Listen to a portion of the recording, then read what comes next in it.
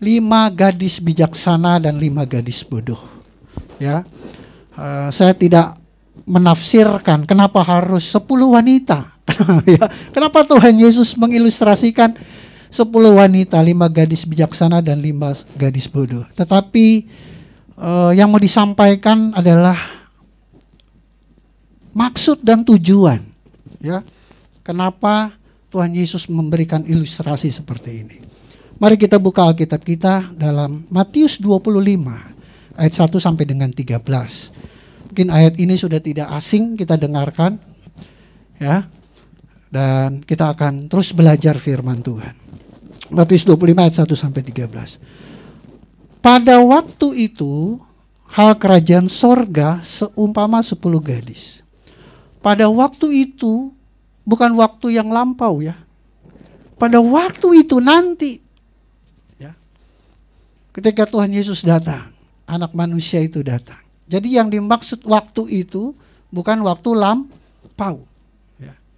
Tuhan Yesus sedang tidak menjelaskan tentang masa lalu, perjanjian lama, tetapi eskatologi, masa depan. Pada waktu itu nanti, ya, hal kerajaan seumpama 10 gadis yang mengambil pelitanya dan pergi menyongsong mempelai laki-laki. 5 diantaranya bodoh dan 5 bijaksana. Gadis-gadis yang bodoh itu membawa pelitanya, tetapi tidak membawa minyak. Sedangkan gadis-gadis yang bijaksana itu membawa pelitanya dan juga minyak dalam buli-buli mereka. Tetapi karena mempelai itu lama tidak datang-datang juga, mengantuklah mereka semua lalu tertidur. Waktu tengah malam terdengar suara orang berseru, "Mempelai datang, songsonglah dia." Gadis-gadis itu pun bangun semuanya lalu membereskan pelita mereka. Ayat 8. Gadis-gadis yang bodoh berkata kepada gadis-gadis yang bijaksana, "Berikanlah kami sedikit dari minyakmu itu, sebab pelita kami hampir padam." Tetapi jawab gadis-gadis yang bijaksana itu, "Tidak, nanti tidak cukup untuk kami dan untuk kamu. Lebih baik kamu pergi kepada penjual minyak dan beli di situ." Akan tetapi, waktu mereka sedang pergi untuk membelinya, datanglah mempelai itu, dan mereka yang telah siap sedia masuk bersama-sama dengan dia ke ruang perjamuan kawin. Lalu pintu ditutup. Kemudian datang juga gadis-gadis yang lain itu dan berkata, "Tuan, Tuan, bukakanlah kami pintu." Tetapi ia menjawab, Tuan itu, ya, "Aku berkata kepadamu, sesungguhnya aku tidak mengenal kamu." Ayat 13. Ini perkataan Yesus kepada murid-murid. Karena itu berjaga-jagalah, sebab apa? Kamu tidak tahu akan hari maupun akan saatnya. Jadi Tuhan Yesus menjelaskan kamu itu kepada murid, para rasul. Jadi pesan firman Tuhan, pesan Tuhan Yesus kepada para rasul. Sebab kamu tidak tahu akan hari maupun akan saatnya. Berjaga-jagalah. Ya. Nah, saya sedikit menjelaskan kembali tentang tradisi perkawinan orang Yahudi pada zaman Yesus. Beda kalau zaman sekarang, ya. Zaman dulu sangat beda. Jadi zaman dulu seorang pria dia menentukan pilihannya, ya, wanita yang dia sukai, ya. Dia tentukan, dia pilih, dia bilang sama orang tuanya, "Saya suka dia." Gitu. Nah, kalau perempuan itu sama-sama suka, ya, nah laki-laki itu harus membuat perjanjian, ya, yang disebut dengan ketubah. Saya berjanji bahwa saya akan mengawinkan kamu. Jadi pria yang menentukan, memilih. Ya. Jadi kalau zaman dulu bukan wanita yang memilih, tapi zaman sekarang beda, ya. Kadang-kadang wanita yang nembak laki-laki kita, "I love you." Ya, zaman dulu beda. Ya, bahkan zaman kita juga nih, ya, nggak usah 2000 tahun yang lalu, ya. Kayaknya tabu perempuan untuk nembak laki-laki. Jadi laki-laki yang milih ketika dia sudah memilih, dia buat perjanjian ketubah.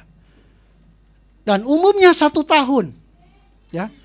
Jadi pertunangan itu ketubah 1 tahun. Dalam 1 tahun itu dia mempersiapkan pernikahannya. Jadi dia harus siapkan rumah atau siapkan kamar, ya, buat nanti dia menikah. Jadi masing-masing masih tinggal di rumah masing-masing. Pria di keluarganya, ya, wanita juga di rumahnya. Tapi nanti waktu dijemput itu tengah malam memang. Ya, zaman dulu belum ada PLN, ya, makanya pakai pelita. Ya. Ya. Jadi tengah malam. Nah, baru dijemput. Nah, dijemput, mereka melakukan pesta, baru dibawalah perempuan itu. Nah, Alkitab menjelaskan bahwa pengantin pria ini Tuhan Yesus. Bahwa Tuhan Yesus akan datang menjemput mempelai wanita, yaitu apa? Gerejanya. Ya. Tadi saya sudah jelaskan, pria itu memilih siapa calonnya. Dan kita itu dipilih Tuhan menjadi pengantinnya. Amin. Saudara dan saya itu dipilih Tuhan. Karena di dalam Korintus dikatakan setiap orang yang mengaku Yesus Tuhan, itu pekerjaan Roh Kudus. Bukan karena kemampuan logika kita, ya, tapi karena Roh Kudus yang memilih kita sehingga kita percaya kepada Tuhan Yesus. Nah, itu sebabnya kita bersyukur kita orang-orang yang dipilih. Jadi si pengantin dia masih tinggal di rumah bapaknya. Tuhan Yesus masih tinggal di rumah Bapa di surga, ya. Nanti dia jemput di kedatangan yang kedua, dijemput gerejanya menjadi mempelainya. Nah, disitulah ada pesta perjamuan kawin anak domba. Nah, itu pesta pernikahan. Nah, bicara minyak. Minyak ini bicara tentang urapan. Selalu minyak itu hubungannya dengan urapan Roh Kudus. Urapan itu nggak bisa diminta, ya. Kayak yang gadis bijak, yang bodoh minta minyak kepada yang bijaksana, nggak bisa. Urapan itu nggak bisa diminta, karena harus katanya beli. Kamu harus beli sendiri. Ya memang urapan itu perlu bayar harga. Amin. Bayar harganya apa? Kita harus bertobat.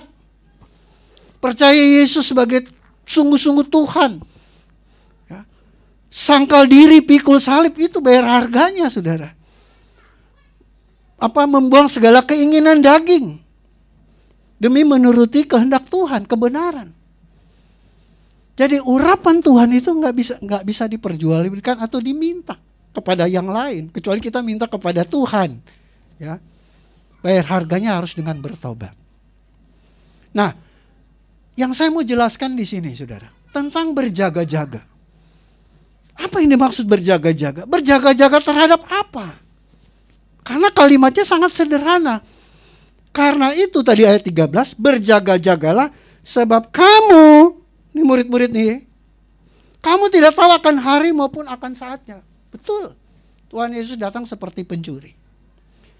Nah, itu sebabnya saya ingin jemaat Tuhan baik di gereja maupun di rumah mengerti apa yang dipahami murid-murid tentang berjaga-jaga itu. Karena pesan ini kepada murid-murid. Betul? Apa sih yang dipahami murid-murid? Para rasul, khususnya rasul-rasul yang menulis kitab dalam Perjanjian Baru, Petrus, Yohanes, ya Paulus, jadi juga dipilih Tuhan. Ya, Perjanjian Baru ya itu kan Matius, Markus, Lukas, Yohanes, Paulus, Yakobus, ya. Tapi saya ada 3 hal yang ada beberapa rasul, ada 3 rasul yang menjelaskan tentang berjaga-jaga. Apa itu yang dimaksud berjaga-jaga? Nah, yang pertama, apa pemahaman berjaga-jaga dari Rasul Petrus? Ya. 1 Petrus 5 ayat 8 sampai 9. Petrus bilang begini, sadarlah dan berjaga-jagalah. Lawanmu si iblis berjalan keliling sama seperti singa yang mengaum-ngaum dan mencari orang yang dapat ditelannya. Lawanlah dia dengan iman yang teguh, sebab kamu tahu bahwa semua saudaramu sedunia menanggung penderitaan yang sama. Saudara kasih dalam Tuhan, sebelum kedatangan Tuhan Yesus, Kalau bahasa saya, iblis tuh kerja keras. Iblis tuh kerja non-stop karena waktu dia sudah sempit. Tuhan Yesus sudah mau datang. Dia berusaha sebagaimana mungkin supaya manusia itu ya terseret, ya. Manusia tidak percaya lagi kepada Tuhan. Tuh manusia sudah mengingkari keyakinannya. Itu yang iblis selalu ingin lakukan terhadap orang percaya. Jadi konteks berjaga-jaga bagi Rasul Petrus, ya, bahwa kita harus melawan. Jadi berjaga-jaga itu bukan takut. Aduh, ntar jadi apa ya? Loh, berjaga-jaga itu bukan takut. Harus dilawan, justru ada keberanian di sini. Amin. Jadi kalau kita baca ini justru ada keberanian lawan. Jadi berjaga-jaga itu, aduh COVID nih, aduh bagaimana ya? Ya, lain pemahamannya, saudara. Berjaga-jaga itu melawan, bukan ketakutan. Justru ketika kita berjaga-jaga, menanti kedatangan Tuhan, ya kita nggak tahu, mungkin minggu depan, bulan depan, saya sendiri nggak tahu. Karena Tuhan datang seperti pencuri, ya. Tapi kita harus berjaga-jaga dan melawan setiap upaya iblis. Amin. Nggak usah takut. Lawan dengan iman yang teguh. Nah, jadi saudara kasih dalam Tuhan. Nah, cara iblis ini kan dia membangun, menciptakan budaya baru. Iblis itu membangun budaya baru, merusak tatanan yang sudah dibangun oleh para rasul. Coba kita lihat sekarang budaya komunikasi. Ya kan? Dari zaman dulu masih ada telepon, puji Tuhan bisa nelpon, bisa interlokal. Tapi masih pakai online kabel. Ya kan? Kemudian lahirlah seluler. Sebelum seluler pager. Wah, bisa SMS, bisa MMS. Tapi zaman Android dengan komunikasi canggih sekarang teknologi, sampai di rumah aja mau dari lantai 2 ke lantai 1 WA-WAan, saudara kan. Males turun, iya kan. WA aja dah. Iya. Merusak loh saudara komunikasi itu dalam keluarga loh. Ya kan? Merusak komunikasi, merusak tatanan sosial. Coba anak-anak sekarang bermain cuma di rumah. Udah gak berinteraksi. Jadi main juga dengan temennya, game online bareng-bareng. Pakai 2 HP, satu gamenya, satu komunikasinya gitu kan. Jadi secara sosial itu berubah, saudara. Dan iblis main di situ. Iblis membangun budaya, culture yang tanpa kita sadari kita hanyut. Ya kan? Budaya bisnis. Sekarang udah ada cryptocurrency, mata uang yang baru, Bitcoin. Betul? Blockchain. Waduh. Nanti ekonomi berubah, saudara. Udah gak pakai uang rupiah, dolar. Sekarang lagi marak ini kan. Cryptocurrency. Bitcoin. Jadi sudah mulai ada kultur berbisnis yang baru. Ya. Perilaku sekarang udah aneh-aneh. Ada yang istilahnya spirit doll. Waduh, boneka arwah. Saya penasaran sampai nonton YouTube-nya. Apa sih yang? Jadi dia merasa itu si boneka itu bisa berkomunikasi. Ditanya sama yang wawancara kan, dia penyiar TV nih wawancara. Terus apa bedanya kalau yang kosong 3 juta? Kalau yang ada isinya 3,5 juta, beda 500. Isinya tuh apa? Ya roh. Ya ada juga sih yang ratusan juta. Terus bagaimana komunikasinya? Lewat batin, lewat mimpi katanya. Ya iyalah lu sering ini lama-lama ke bawah dalam mimpi kan. Jadi saudara, perilaku sosial itu udah semakin aneh ya. Itu kan benda mati. Dikasih makan, kasih minum susu. Terus dia pasang CCTV, dia kasih susu apa itu? Kayak yang dus itu loh. Hah? Iya, susu ultra begitu. Udah netes kan sendiri gitu kan. Tuh kan rohnya itu minum katanya. Ada-ada aja, ntar dia jatuh, ntar dia aduh. Dan dia merasa bahagia. Saya bahagia. Saya bilang, ini saya yang gila apa dia gila ya? Aneh loh. Perilaku sosial udah berubah. Apalagi nanti udah mulai ada muncul istilah baru kan, metaverse. Meta artinya melampaui, verse itu dunia, melampaui dunia. Jadi manusia akan bikin avatar sendiri. Dia berinteraksi di dalam dunia internet, virtual. Dia punya teman, nanti dia terkenal. Dunia mayanya dia terkenal, padahal dunia sendiri dia nggak punya teman. Dan orang akan hanyut, ya kan? Lupa diri, dia akan puas, saudara. Akan puas menikmati. Karena yang dicari manusia kan keinginan daging, kepuasan. Ya kalau gua bahagia, Mas Buloh, masalah buat lo. Iya kan? Ya kita juga gak bisa kritik dia merasa bahagia. Nah ini saudara kasih dalam Tuhan. Setan tuh menaruh culture. Budaya yang kacau lah. Kita ini di dunia yang sudah hancur, yang sudah rusak.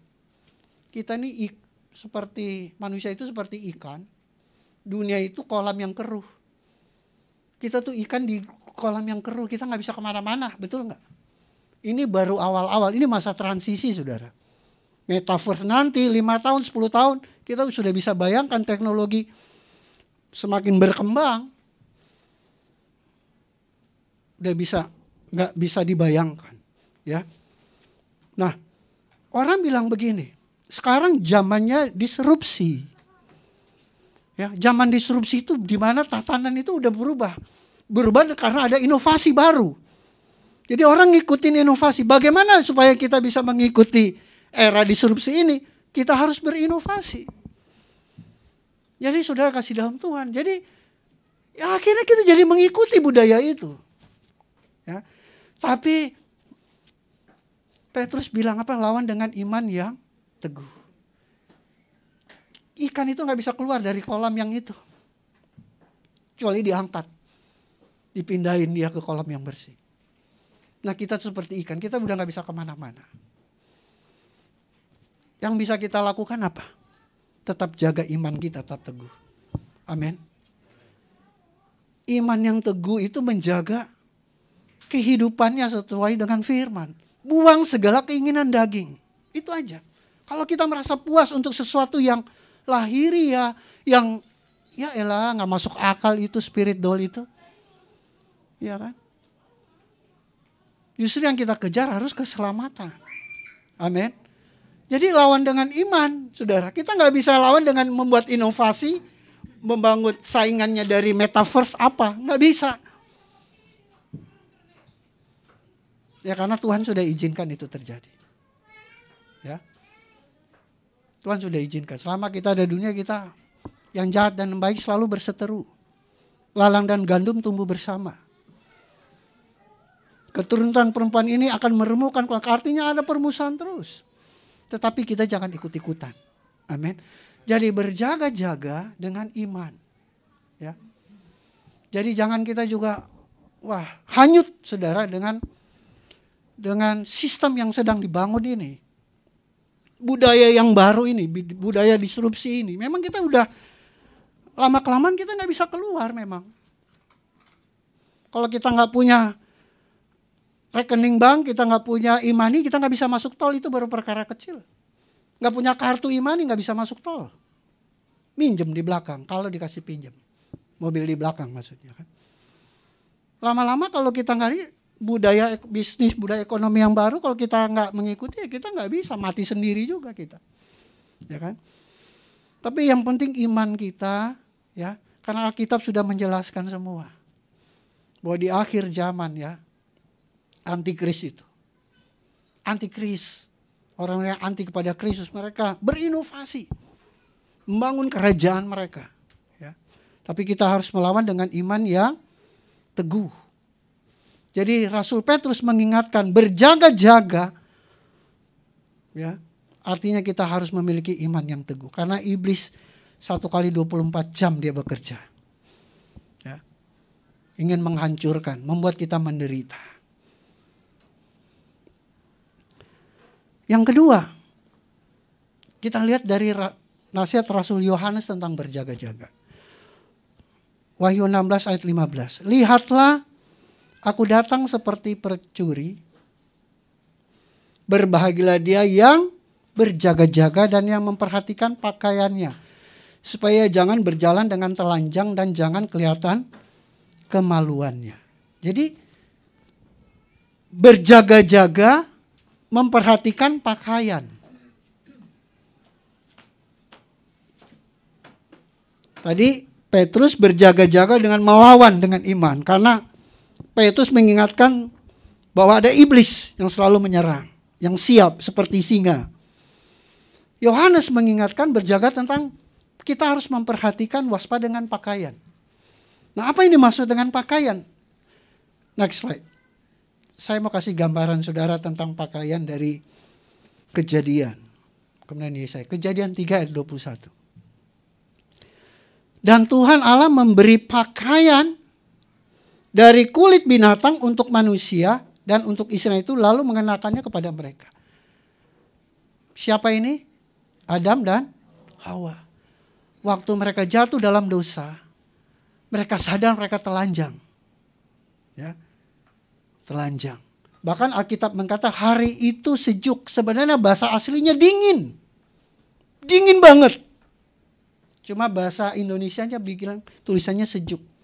Padahal itu cool. Ya. Dan Tuhan apa? Memberikan mereka pakaian. Artinya apa saudara pakaian di sini? Pakaian bicara tentang pengampunan. Amin. Tuhan masih care loh sama mereka. Meskipun mereka sudah mengkhianati Tuhan. Artinya begini saudara. Hidup kita hari ini bisa masuk tahun 2002 karena kasih karunia Tuhan. Ya, siapa sih ini kita sih yang nggak ada dosanya tahun 2021? Mungkin baru kemarin aja kita sudah melakukan dosa. Tapi kita bisa ada sampai kita ada saat ini karena kasih karunia. Amin. Jadi yang mau diingatkan kita berjaga-jaga sampai hari Tuhan datang. Ingat lu kasih karunia Tuhan. Gak usah sombong, gak usah belagu. Kita ada karena kasih karunia. Belas kasihan untuk Adam dan Hawa, Tuhan kasih pakaian. Mereka sudah mengingkari janji Tuhan. Toh, masih ada kasih karunia Tuhan. Berjaga-jaga kita harus perhatikan itu saudara. Ya. Kita bisa melayani Tuhan. Aduh kasih karunia Tuhan. Banyak orang ingin pelayanan gak bisa pelayanan. Saudara. Betul gak? Jadi berjaga-jaga itu. Hargai kasih karunia Tuhan. Yang kedua tadi Kejadian 35 ayat 2. Ini bicara tentang Yakub. Ya. Lalu berkatalah Yakub kepada istri rumahnya dan kepada semua orang yang bersama-sama dengan dia. Jauhkanlah dewa-dewa yang asing, dewa-dewa asing yang ada di tengah-tengah kamu. Nih pengikut-pengikutnya nih. Tahirkanlah dirimu dan tukarkanlah pakaian. Ini bukan berarti apa? Oh memang waktu menyembah dewa pakaiannya beda. Bukan itu maksudnya. Pakaiannya zaman dulu ya itu juga gitu kan. Karena belum ada matahari gitu, belum ada sogo. Belum ada fashion. Bicara tentang karakter. Ya.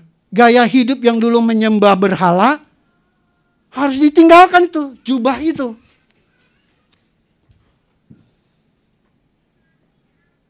Jadi waspada, berjaga-jaga soal pakaian, artinya kita juga harus menjaga apa? Melihat kasih karunia Tuhan, kita harus menghargai itu. Kedua, gaya hidup kita. Ya. Buang, tanggalkan gaya hidup lama kita. 2021 mungkin hidup kita masih bengkok-bengkok. Dua-duanya harus lurus, lempeng. Amin. Harus sesuai dengan firman lah. Kan ini tahun kemuliaan. Hidup harus lurus-lurus saja. Udah gak usah intrik-intrik, gak usah apa ya. Lurus aja. Tuhan tahu kok.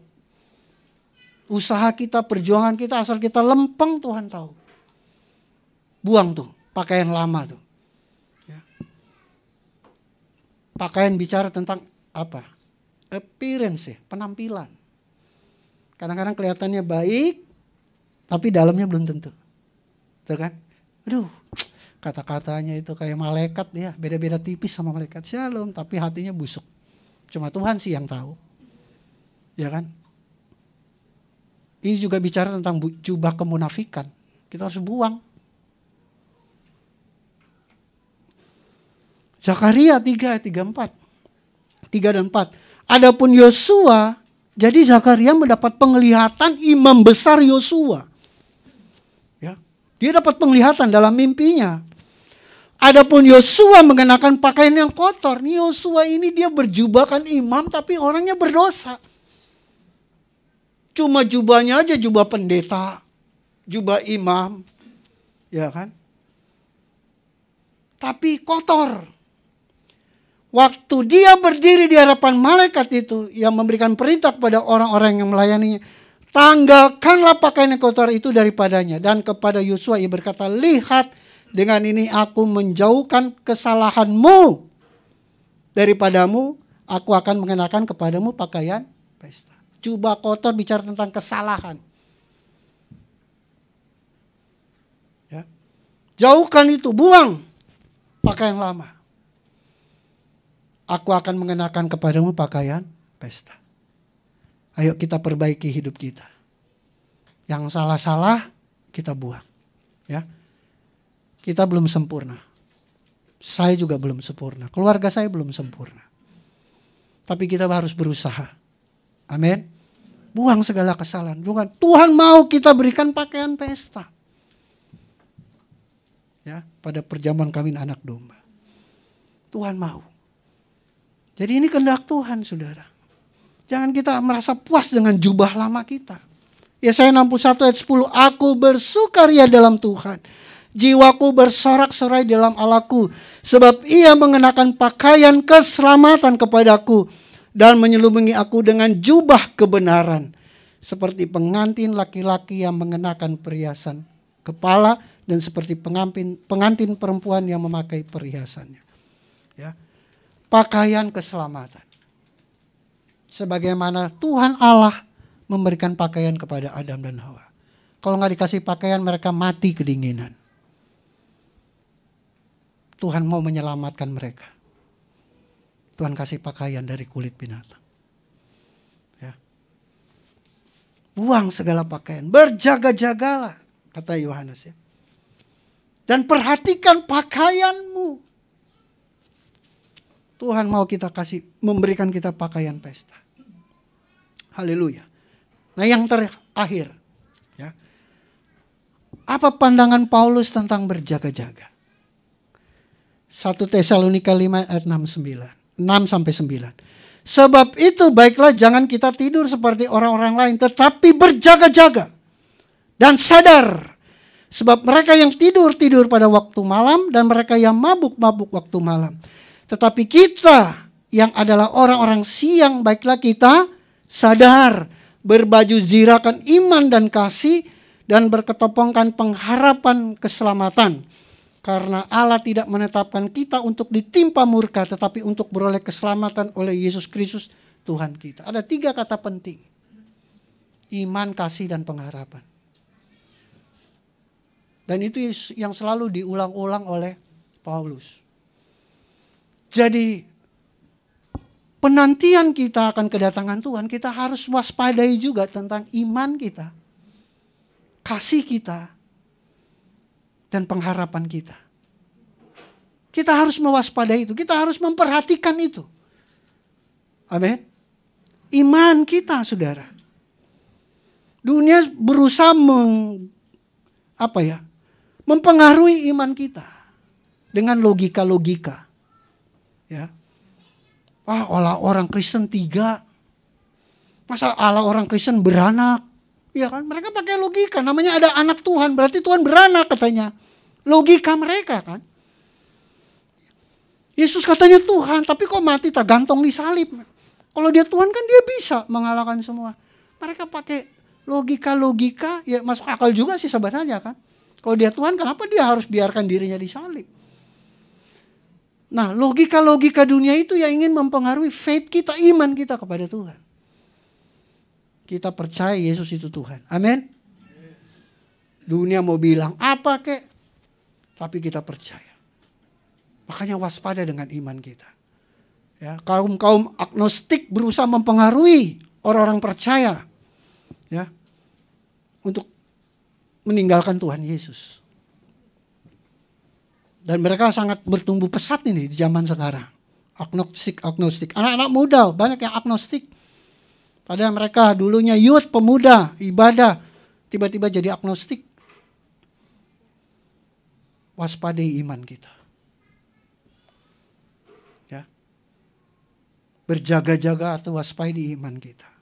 Orang menaruhkan logika-logika yang bagi kita tuh kecil banget di hadapan Tuhan gitu. Nggak bisa lah kita berpikir Tuhan yang maha kuasa yang langit dan cakrawala menceritakan kemuliaan Tuhan. Satu bintang aja kita mau teliti nggak bisa. Apalagi ada miliaran di dunia itu. Makanya Papa Gembala kita selalu suka bilang, jangan sok pinter, sok tahu.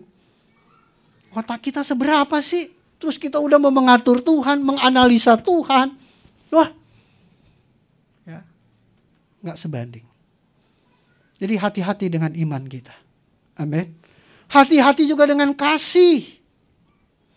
Biasanya kalau bicara kasih itu kan kebaikan. Ya toh? Kalau udah kasih kayaknya suatu yang baik. Tetapi yang baik belum tentu benar. Betul? Ada bapak-bapak genit. Dia mengasihi, sangat mengasihi janda miskin. Makanya saya kawinin dia. Saya mengasihi, kasihan kan. Siapa yang nafkahi, makanya saya kawinin. Bilang aja lu nafsu lu aja yang gede. Jadi kebaikan itu tidak selalu kebenaran. Yang benar pasti baik. Yang baik belum tentu benar. Betul? Banyak orang kasih, kemarin saya diskusi sama Reli. Banyak orang kompromi karena kasih. Karena kasih itu kan apa? Bela rasa kan. Perasaan lu gua rasain juga. Akhirnya kita jadi ikut-ikut apa yang dia rasa. Kalau dia benci kepada seorang, kita jadi ikut benci karena saya mengasihi dia. Nah ini yang keliru. Makanya firman Tuhan mengajarkan kasih yang benar itu yang di 1 Korintus 13. Makanya kita harus waspada dengan kasih itu. Jangan-jangan kita anggap kita kasih, itu bukan kasih. Berjaga-jaga nih. Nah 1 Korintus 13 4-7 saya baca. Kasih itu sabar. Pak, kenapa Bapak bentak-bentak? Karena saya mengasihi Pak. Makanya saya gemes sama dia. Kasih itu sabar. Gak ada kasih itu bentak-bentak. Makanya karena saya mengasihi Pak. Makanya saya bentak-bentak dia. Itu yang kita keliru. Waspadai kasih kita. Ya, waspadai kasih kita. Betul, kasih itu selalu kebaikan. Tapi kebaikan belum tentu kebenaran. Kasih itu sabar. Kasih itu murah hati. Ia tidak cemburu. Ia tidak memegahkan diri, tidak sombong. Ada yang mengasihi karena supaya orang bilang, wih hebat ya. Dia berdiakonia luar biasa. Nyumbang berapa dia? Kasihnya kepada orang-orang kecil luar biasa. Kita nggak tahu motivasinya supaya apa. Orang bilang, wah dia hebat. Kasih itu tidak memegahkan diri. Itu kasih yang benar. Makanya waspadai kasih itu. Ya. Waspadai. Kata Paulus. Waspadai kasih, waspadai iman kita, waspadai pengharapan kita. Orang yang berharap pasti orang yang berdoa. Betul? Ya dong. Orang yang tidak berdoa berarti dia tidak punya pengharapan. Orang yang berharap pasti dia berdoa. Waspadai doa kita. Ya. Jangan doa, Tuhan, jadiin aku orang kaya dong. Ya kan? Tuhan, aku disakiti, hajar dia Tuhan. Pengharapannya supaya Tuhan hajar gitu loh. Tuhan. Ada orang bilang, salah gak pendeta kalau berdoa seperti itu? Kan meminta kepada Tuhan. Kalau menurut Yakobus salah. Menurut Yakobus salah. Yakobus 4 ayat 3. Kamu berdoa juga tapi kamu tidak menerima apa-apa. Karena kamu salah berdoa. Sebab yang kamu minta itu hendak kamu habiskan untuk memuaskan hawa nafsu. Supaya dendamu terbalaskan. Ya. Sakit hati dihina orang karena miskin, pengen kaya, Tuhan jadiin kaya supaya mereka tahu nih. Ya. Itu hasrat daging supaya ingin menunjukkan gitu. Gue juga bisa.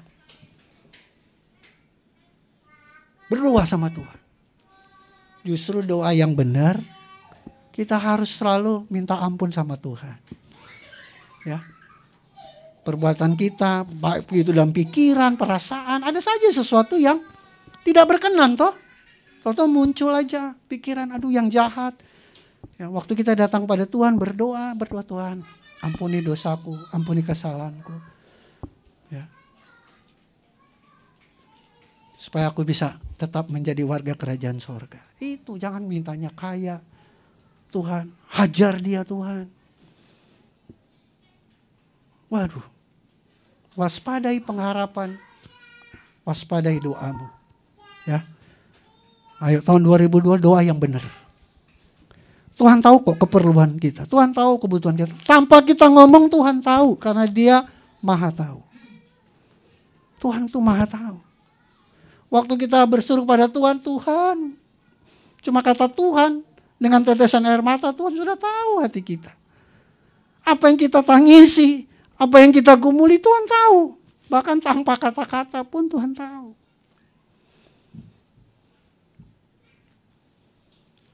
Berjaga-jaga, waspadai imanmu, waspadai kasihmu. Ya, jangan punya motivasi mengasihi, tapi punya motivasi yang gak sesuai dengan firman. Waspadai apa? Pengharapanmu. Waspadai doamu. Jadi saudara kasih dalam Tuhan, kita percaya Tuhan Yesus pasti datang. Amin. Berjaga-jagalah. Ya, berjaga-jaga. Jangan sampai ya iman kita luntur, ya, pengharapan kita sirna kepada Tuhan. Kita harus terus berharap pada Tuhan. Amin untuk firman Tuhan.